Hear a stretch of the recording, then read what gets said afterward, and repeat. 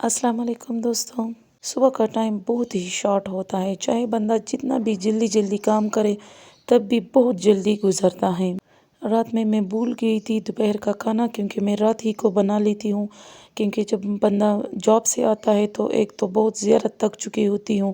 دوسرا یہ ہے کہ لیٹ ہوتا ہے اور بچوں کو بھوک لگی ہوتی ہے، اس لیے میں رات ہی سے بنا دیتی ہوں۔ لیکن رات میں میری طبیعت بہت زیادہ خراب تھی یہ زکام کی وجہ سے،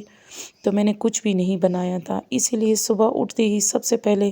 میں نے جلدی سے تڑکا لگایا ہے، اور تو کچھ بھی اویلیبل نہیں تھا، میں نے کہا چلو جلدی سے آلو کا شوربہ ہی بنا لیتی ہوں۔ اسی لیے میں نے جلدی سے تڑکا بنایا ہے اور کچھ آلو ڈال کے میں نے شوربہ بنا لیا، لیکن بہت پتلا تھا،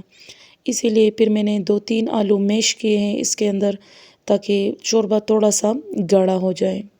دوستوں، جب بھی جو ہے شوربہ پتلا ہو تو اس میں 1 یا 2 آلو جو ہے تھوڑا سا میش کر لیں تو شوربہ بڑا زبردست جو ہے گاڑھا بن جاتا ہے۔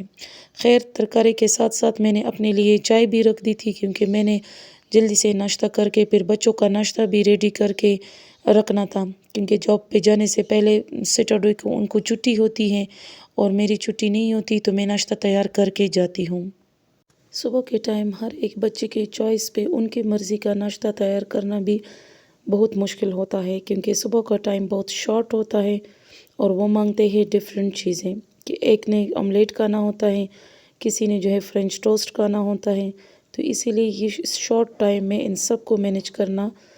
بہت ہی مشکل کام ہوتا ہے۔ میں نے انڈا فرائی کیا ہے اور کل کی بچی ہوئی سبزی اس کے اندر مکس کی ہے، تاکہ بچوں کو پتہ نہ چلے۔ اس کے بعد میں نے تھوڑا سا میونیز اور یہ مسٹرڈ ساس جو ہے بریڈ پہ لگا کے جو ہے اس کی سینڈوچ بنائی ہے، اور سینڈوچ میں سبزی تھوڑی سی مکس کرتی ہوں تاکہ وہ ہیلدی ہو۔ خیر، جب تک میں نے باقی کے سارے کام ختم کیے تب تک جو ہے میرا شوربہ جو ہے وہ بھی تیار ہو چکا تھا اور چائے بھی بن چکی تھی۔ لائک اور کمنٹ ضرور کر لیا کریں تاکہ مجھے آپ کی محبت کا پتہ چلے۔